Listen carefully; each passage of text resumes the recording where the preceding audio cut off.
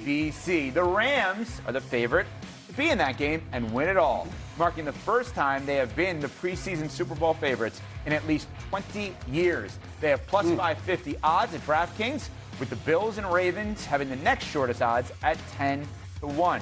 So, are you buying, CC, that the Rams are the overwhelming favorite to win the Super Bowl? Hell no. Last 30 years in the NFL, the preseason favorite hasn't, you're only talking about 4 of them winning the actual championship. And those 4 teams, their quarterbacks, Tom Brady, done it twice, Peyton Manning, Hall of Famer, and Patrick Mahomes, future Hall of Famer. I can't assign that level of success to them just based on what we've seen from the trends, because we know when you have that preseason favorite moniker, everybody is circling you on their schedule. You got a target on your back. It's a very different thing being the hunted versus the hunter. Other thing I'll say is this. They will have a 39-year-old quarterback by the time Super Bowl 61 kicks off. Only 2 quarterbacks have won the Super Bowl age 39 or older. Peyton Manning, Tom Brady. Not sure I'm putting Matthew Stafford in that bucket. There's that.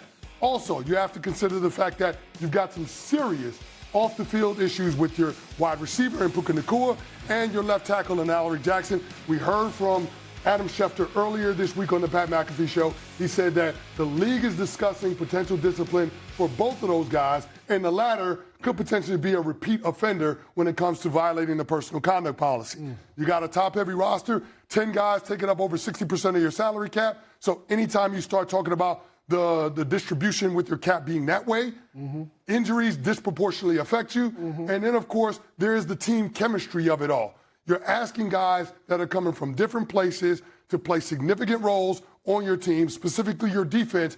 How is that going to meld on the fly? Those are all considerations, and that's why I say there's a lot of variables when it comes to where this Rams season can go, and I don't think that they should be the overwhelming favorites like the Vegas odds suggest they should. Well, the way you just placed all of that, CC, I actually agree with you. I mean, you have concise and you have the great structure. You went through it great. It was. Don't set me up for the fall. I already know how you get down.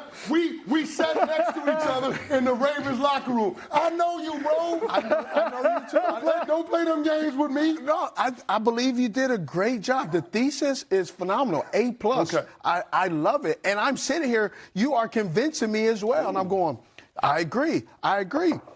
Yes, they need chemistry. Myles Garrett, he is the hunter.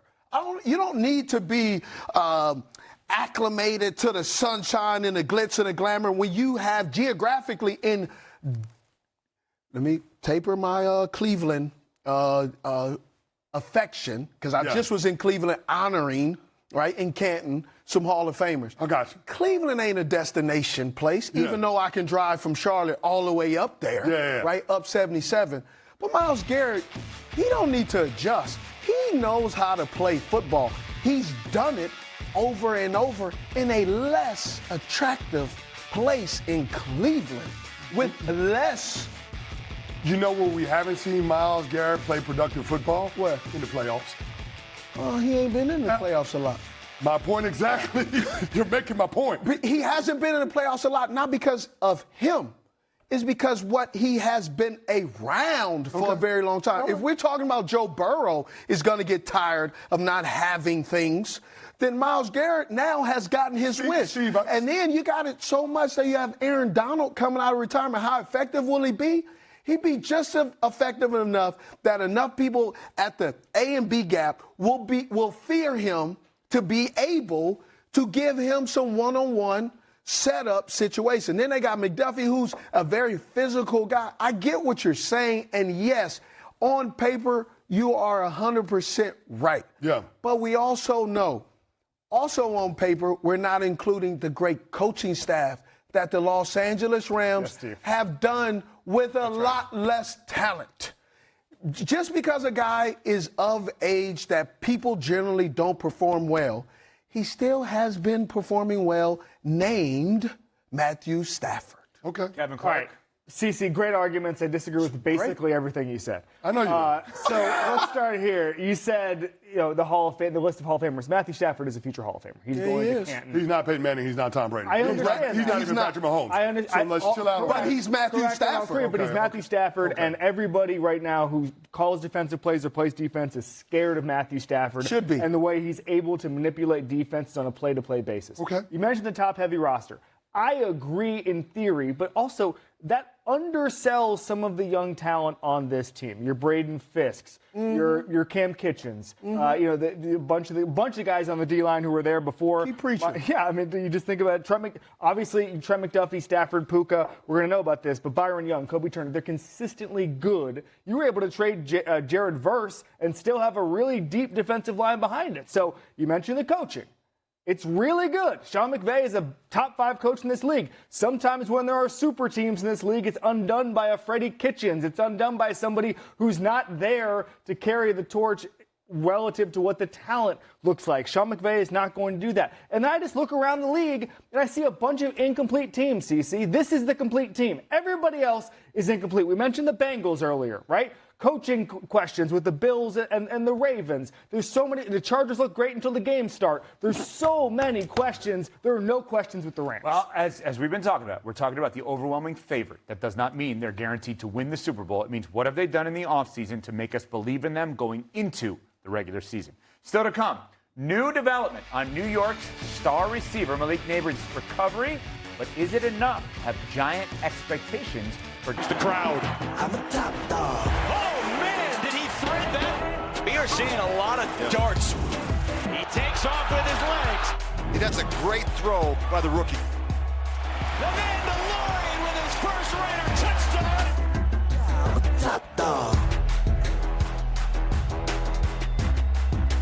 Number 1 overall pick, Fernando Mendoza, made his preseason debut last night. So we have our quarterback, Dan Orlovsky, here to break it all down for us. What'd you see in Mendoza? Getting through progressions and then playing fast. I want to go to the touchdown that is really a second down and third down combination.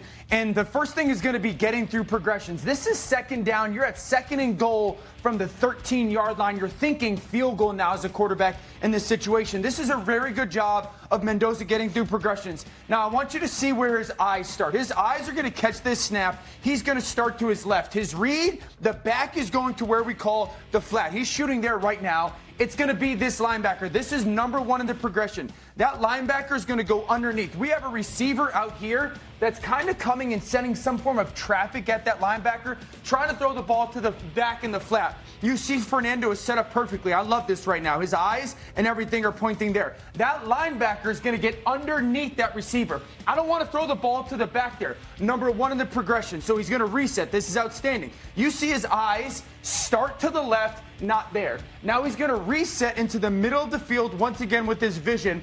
Don't love the spacing between this number 2 and number 3 receiver. So the progression is number 1 not there, number 2 not there, number 3 not there.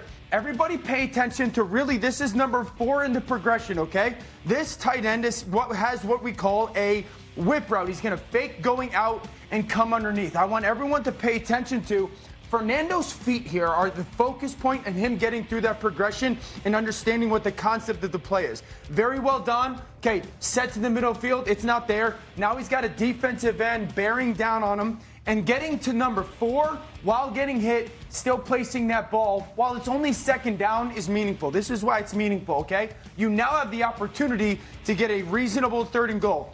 We're going to flip the back. He starts left. The back is again going to go from the left to the right. When he does that, everyone at home, pay attention to those 2 linebackers, okay? What do? See where they start? Okay, they're there in the middle. He's there. What we do call boss over. They push over. Now, when they push over, this is what matters. He's got a slot receiver here. That slot receiver is going to run a little bit one-step slant. The defender's playing outside. Because these backers moved over, here's the soft spot. I'd love to throw the ball there. When Mendoza understands that, and he has his back once again going to the flat and tight end going to the flat, okay? These guys are going out and out. It's going to pull these guys. The read is this defender. If this defender stays here, I'm going to throw the ball to the right. If this defender moves this way, I want to throw the ball here. Now in the red zone, The big thing is this. Face mask or higher, belt buckle or lower. Where's that backer go, Joe? He goes out. that way. Yep, He goes he's that out. way, belt buckle or lower, touchdown. That's a combination of a second and third down, back-to-back snaps to cap off the drive. Very well done. Very well done by you as well, because I don't think anyone at home realizes how difficult it is to do that. The amount of buttons you're pushing at the bottom, the way you're working through. You're already in regular season form. I got to get in shape. I got to get in a little panting. winded. A little winded, the big stream being in. You're panting. Got to get in shape. Time to run the hurry up with Dan Grod.